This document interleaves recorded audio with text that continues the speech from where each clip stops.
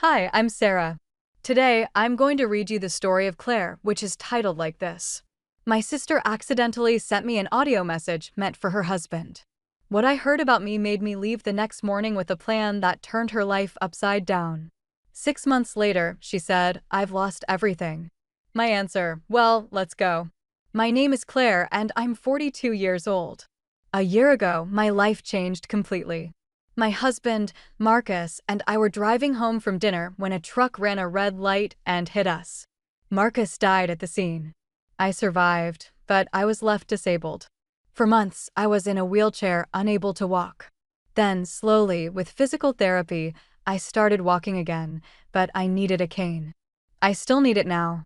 After the accident, I felt so alone. Marcus and I had been together for 8 years. We didn't have kids, just each other.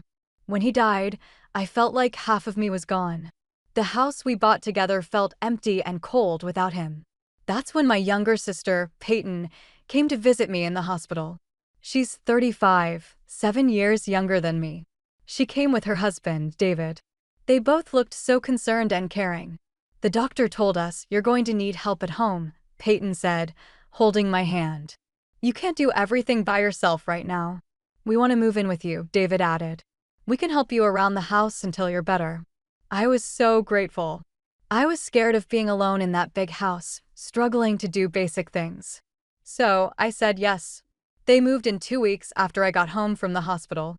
At first, everything seemed fine. Peyton helped me with things I couldn't do. She cooked meals, cleaned the house, helped me get dressed when my hands were too weak. David did the yard work and fixed things around the house. I felt lucky to have them. But I need to tell you about my relationship with Peyton. Our parents died when we were young. I was 23 and Peyton was only 16. I became her legal guardian. I moved her into my small rented apartment. I worked 2 jobs, sometimes until 6 o'clock in the evening, to support both of us and pay for her school. When Peyton graduated from high school, I paid for her to go to community college. It cost me everything I'd saved. I had about $4,500 put away for a down payment on a house, but I spent it all on her graduation party and her college tuition. A few years later, I met Marcus. We moved in together, and I still paid rent for Peyton's apartment until she finished college. Then she met David at work. They dated for a year and got married. I spent $15,000 on their wedding. I had to take out a loan. Marcus was against it. He said it was too much money, that Peyton should pay for her own wedding, but I insisted she was my little sister. Now they were living in my house, helping me. I thought they were doing it out of love. As the months passed, I got stronger. Physical therapy was working. I could walk with my cane. I could cook my own meals, take care of myself. I didn't need constant help anymore. 2 weeks ago, we were having dinner together. I decided to tell them. "I've been thinking," I said, "I'm doing much better now. I can take care of myself. You two have been so helpful, but I think it's time you moved out and got back to your own lives." The room went quiet. Peyton and David looked at each other. They didn't say anything. David just kept eating. Peyton nodded slowly and said, "We'll talk about it," but they never brought it up again. 2 weeks passed, and nothing changed. They were still living in my house, like I'd never said anything. Then yesterday, something happened that changed everything. I was sitting in the living room, reading a book, when my phone buzzed. It was a message from Peyton. I opened it without thinking, but it wasn't a text message. It was a voice message, and when I played it, I realized immediately that it wasn't meant for me. "David, I can't do this anymore," Peyton's voice said. She sounded frustrated. "I can't stand having Claire in this house. She's such a burden. We've already spent so much money on her. Money we could have used for ourselves." I froze. My hands started shaking. "But I found a solution," Peyton continued. "There's this home for disabled people. It only costs $1,200 a month. I already talked to the administrator. I told him Claire has mental problems, that it's dangerous for her to live alone." He was very understanding. I couldn't breathe. I kept listening. I also checked the house documents. The house is in Claire's name, but I found a way to get it transferred to our names. "You remember my friend Amanda who works at the county registrar's office? She's going to help us." We can do it without Claire even knowing. My stomach dropped. I already signed the preliminary papers for the home, Peyton said. Here's the plan. Next Tuesday, we tell Claire she has a routine medical checkup. We take her to the home instead and register her there. By the time she realizes what's happening, she'll already be inside, and we'll have legal custody of her. I felt like I was going to throw up. Amanda said, with the medical reports we have, the ones that mention Claire's mental confusion after the accident, it'll be easy to prove she can't make decisions on her own. And once we get the house, we can sell it. It's worth $720,000. We can pay off all our credit card debt, the car loan, and we'll still have enough left to take that trip to Japan we've been talking about. Peyton laughed, actually laughed. The best part is we won't have to pretend anymore. We won't have to help her shower, cook for her, listen to her talk about Marcus. God, I always hated that man. I'm glad he's dead. Tears were running down my face. In a month, Claire will be in that nursing home. We'll own everything, and we can finally live in peace without this stupid invalid controlling us. The message ended. I sat there in shock. I couldn't move. I couldn't think. My own sister. The sister I raised. The sister I sacrificed everything for. I thought about all those years. Working 2 jobs to support her. Spending my savings on her education and her wedding. Taking out a loan I was still paying off. And this was how she repaid me. I didn't sleep that night. I lay in bed, staring at the ceiling, planning. By dawn, I knew what I had to do. At dawn, I got up and got dressed. I put on my most comfortable clothes, a pair of jeans and a sweater. I grabbed my cane and quietly gathered all my important documents. My birth certificate, my marriage certificate, the deed to the house, my medical records, everything. I put them all in a bag. Peyton and David were still asleep. I called a taxi and left the house as quietly as I could. I didn't leave a note. I didn't say goodbye. The first place I went was the bank. It opened at 9 o'clock, so I sat in a coffee shop across the street and waited. My hands were shaking. I kept thinking about what Peyton had said in that voice message. When the bank finally opened, I went straight to the manager. Her name was Susan, and I had dealt with her before when Marcus and I bought the house. I need to check my accounts, I told her, all of them. I think someone might be stealing from me. Susan's face got serious. She took me to her office and pulled up my accounts on her computer. We went through everything together, transaction by transaction. That's when I saw it. Peyton had been taking money, lots of money. She'd somehow gotten access to my account and had been transferring money to her own account for months. In total, she'd taken about $10,000. How is this possible? I asked. I never gave her permission. Susan looked at the records more carefully. It looks like she submitted a power of attorney form. See, here's the signature. She showed me the document on the screen. My signature was on it, but I'd never signed anything like that. That's not my signature, I said. She forged it. I never gave her permission to access my money. Susan printed out all the records for me. Every transaction, every transfer, the forged power of attorney document, everything. You need to report this to the police, she said. This is fraud. I will, I said, but first I need to do something else. I left the bank and took a taxi to the county registrar's office. I needed to find Amanda, Peyton's friend who worked there, the one who was going to help them steal my house. When I got there, I asked to speak with Amanda Richardson. The receptionist called her, and a few minutes later, a woman in her 30s came out. She had blonde hair and wore too much makeup. Can I help you? She asked. I'm Claire, I said, Peyton's sister. Her face changed. She looked nervous. Can we talk somewhere private? I asked. We went to a small conference room. I closed the door behind us. Before I sat down, I reached into my pocket and turned on my phone's voice recorder. I'd set it up in the taxi on the way over. Peyton told me about your plan, I said. Amanda's face went white. I don't know what you're talking about. Yes, you do, I said. She told me everything. About how you're going to help her forge documents to declare me mentally incapable. About how you're going to help her steal my house. Amanda started shaking her head.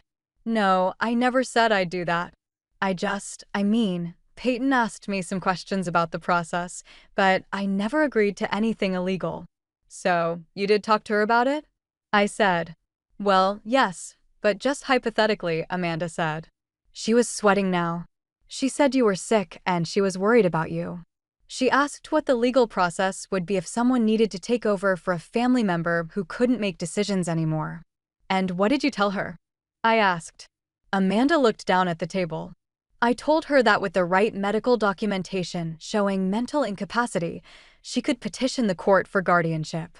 And once she had guardianship, she could handle all your affairs, including property transfers. And did you offer to help her with the paperwork? I asked. There was a long pause. Then Amanda said quietly, she asked me if I could help make sure the paperwork went through quickly. She said you were in danger, that you needed help right away. I said I'd see what I could do. So, you were going to help her forge documents and steal my house? I said. No, I thought I was helping someone in need, Amanda said. But her voice wasn't convincing. I had enough. I turned off the recorder. Thank you for your honesty, I said, and left. Next, I went to see a lawyer. I'd called an old friend of mine that morning, and she'd recommended someone. His name was Robert Chin, and his office was downtown. Robert listened carefully as I told him everything. I played him Peyton's voice message. I showed him the bank records showing the forged documents and the stolen money. I played him the recording of my conversation with Amanda. When I finished, he sat back in his chair and whistled. This is serious, he said. Your sister and her husband were planning to commit multiple crimes. Fraud, forgery, theft, conspiracy, and this Amanda woman was going to be an accomplice. What can we do? I asked. We go to the police, he said. Right now. With all this evidence, they'll have to investigate. Will my sister go to jail? I asked. Robert looked at me carefully. Possibly. It depends on a lot of things. The prosecutor might offer a plea deal. But yes, there's a good chance she'll face criminal charges. I thought about Peyton, the little girl I'd raised, the sister I'd sacrificed everything for. And I thought about what she'd said in that voice message, about how she hated Marcus, how she was glad he was dead, how she couldn't wait to get rid of me. Let's go to the police, I said. That night, I didn't go home. I checked into a hotel near the airport. It was a small room, nothing fancy, but it was clean and quiet. I needed time to think. My phone kept buzzing. Peyton was calling me. David was calling me. They were sending messages. Where are you? Are you okay? We're worried about you. Please call us back. I didn't answer. I just turned off my phone and lay in bed, staring at the ceiling. Tomorrow, everything would change. Tomorrow, Peyton would find out that I knew about her plan, and her whole world would fall apart, just like she'd planned to destroy mine. The next morning, I met Robert at the police station. We'd arranged it the night before. Robert brought all the evidence with him in a folder, the bank statements, the forged power of attorney, the recording of Amanda's confession, and, of course, Peyton's voice message. We sat down with two detectives. They listened to everything. They took notes. They asked me questions about when I discovered the voice message, about my relationship with Peyton, about the house and the money. When they finished, one of the detectives, a woman named Martinez, said, "We have enough here to move forward." "I want to be there when you confront them," I said. Detective Martinez looked at Robert. He nodded. "We can arrange that," she said. An hour later, we were in two police cars heading to my house. Robert rode with me.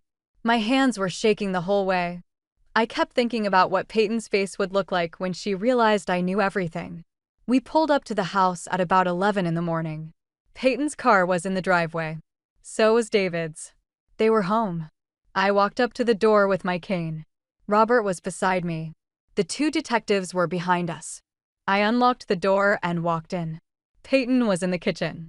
She turned around when she heard the door open, and her face lit up. "Claire, oh my God, where have you been? We've been so worried about you. We called and texted, and you didn't answer, and we thought something terrible had happened." And then she saw the police officers. Her face changed. The smile disappeared. David came out of the living room. "What's going on?" he asked. I didn't say anything. I just pulled out my phone, opened the voice message, and played it on speaker. Peyton's voice filled the room. David, I can't do this anymore. I can't stand having Claire in this house. She's such a burden. Peyton's face went from confused to pale. David's mouth dropped open. The message kept playing. Every terrible word. The plan to put me in a home. The plan to steal my house.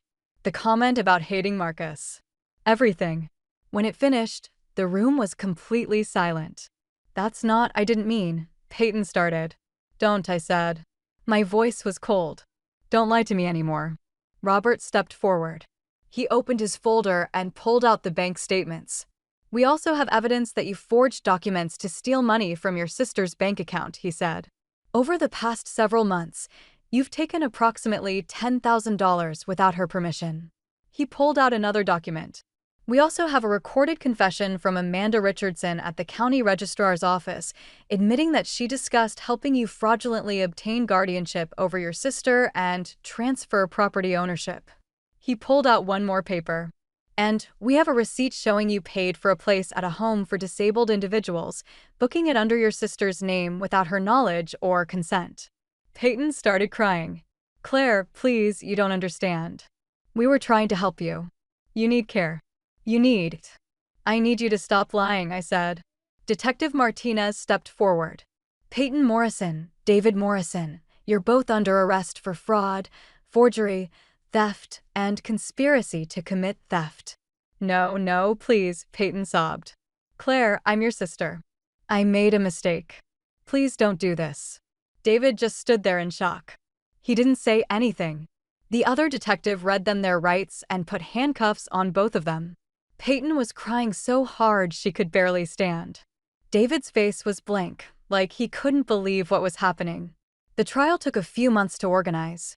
During that time, I barely left the house. Robert handled most of the legal work. The prosecutor's office contacted me several times to go over my testimony. Peyton and David tried to call me from jail. I never answered.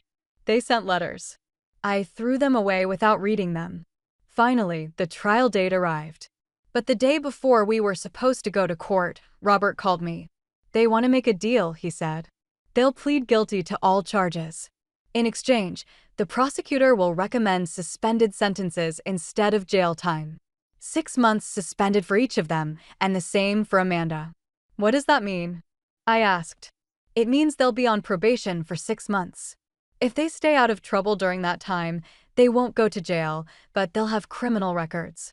They'll have to pay back all the money they stole, plus $20,000 in compensation to you. I thought about it for a long time. Will they lose their jobs? I asked. Probably, Robert said.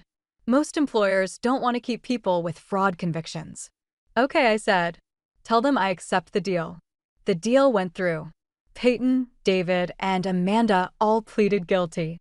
The judge sentenced them each to 6 months suspended. They had to pay me back the $10,000 they'd stolen, plus $20,000 more in compensation, $30,000 total. Just like Robert predicted, they both lost their jobs. So did Amanda. I heard through mutual friends that everyone in town knew what they'd tried to do. Their friends stopped talking to them. People whispered about them at the grocery store. They became known as the ungrateful sister and brother-in-law who tried to steal from a disabled woman. I didn't feel sorry for them. Meanwhile, I made some changes in my life. I put the house up for sale. I couldn't live there anymore. Too many bad memories. It sold quickly for a good price. I used the money to buy a nice apartment in a complex designed for people with disabilities. It had everything I needed. There was a medical clinic right next door where I could continue my physical therapy. The building had a gym with special equipment for people like me. There was a pool where I could exercise without putting pressure on my legs. It was perfect. I also went to see a notary and changed my will. Everything I owned would go to a charitable foundation that helped people with disabilities. Peyton wouldn't get a single dollar. I was happy. For the first time since Marcus died, I felt like myself again. Life in my new apartment was peaceful. I had a routine now. Every morning, I'd wake up, make coffee, and do my stretches. Then I'd go down to the gym and work out for an hour. The physical therapist at the clinic had given me a specific program to follow, and I stuck to it religiously. After my workout, I'd usually paint for a while. I'd never painted before the accident, but I'd taken it up as a way to keep my mind busy. I wasn't very good at first, but I was getting better. I mostly painted landscapes, scenes from my memory of places Marcus and I had visited together. In the afternoons, I volunteered at the community center.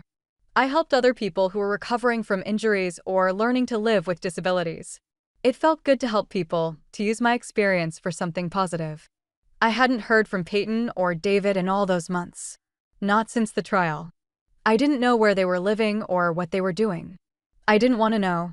Then one day, about 6 months after the trial ended, I was sitting in a small cafe near my apartment. It was a Tuesday afternoon, and I was reading a book and drinking tea. The cafe was quiet, just a few other people scattered around. I looked up from my book and froze. Peyton was standing near the entrance, looking at me. She looked different, thinner. Her hair was shorter. She had dark circles under her eyes. For a moment, we just stared at each other. Then she walked over to my table. "Claire," she said. Her voice was quiet. "Can I sit down?" I didn't say yes, but I didn't say no either. She pulled out the chair across from me and sat down. We sat in silence for a minute. I could see her hands shaking. "I saw you through the window," she finally said. "I wasn't following you or anything. I was just walking by, and I saw you sitting here, and I thought maybe this was a sign that I should talk to you."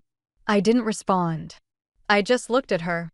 "I wanted to say I'm sorry," she continued. "I know that's not enough. I know what I did was terrible, but I need you to know that I'm sorry."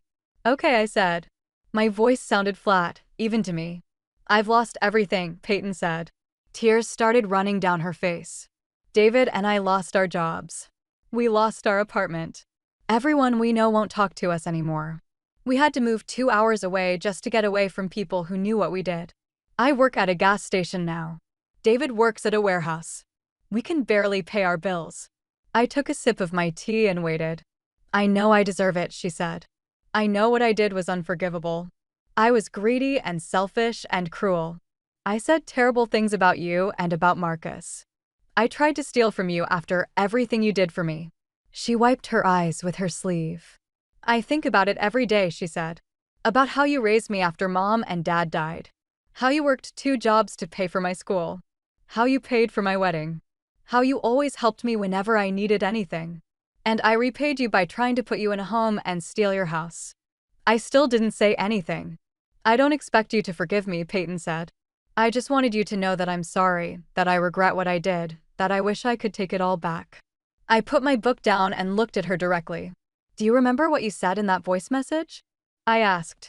"About Marcus. You said you always hated him. You said you were glad he was dead." "I didn't mean it," Peyton whispered. I was angry and frustrated, and I said terrible things I didn't mean. "Yes, you did mean it," I said. "Maybe not the part about being glad he was dead. But you did hate him. You were always jealous of my relationship with him. You thought he took me away from you." Peyton looked down at the table. "And you know what the worst part is?" I continued. "It's not that you tried to steal from me. It's not even that you wanted to put me in a home.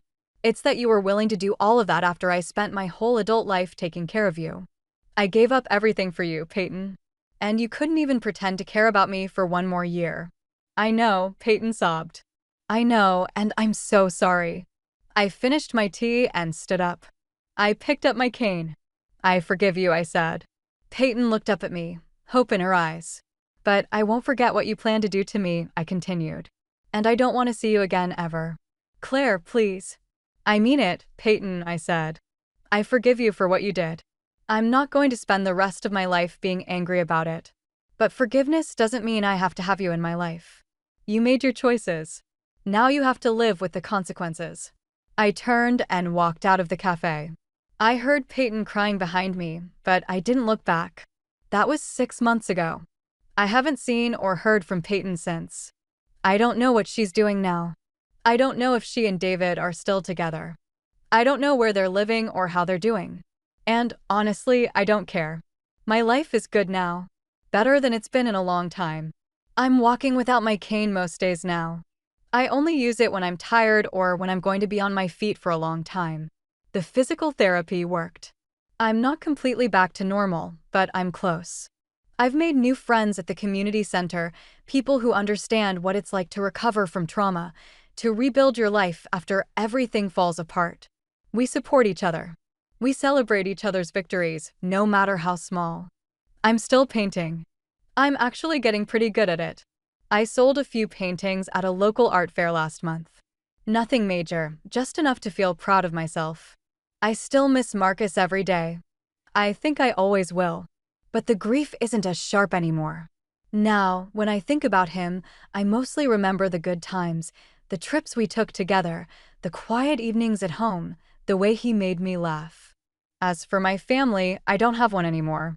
Not in the traditional sense. But I built a new family, friends from the community center, my physical therapist, the neighbors in my building, people who care about me because they want to, not because they're obligated to.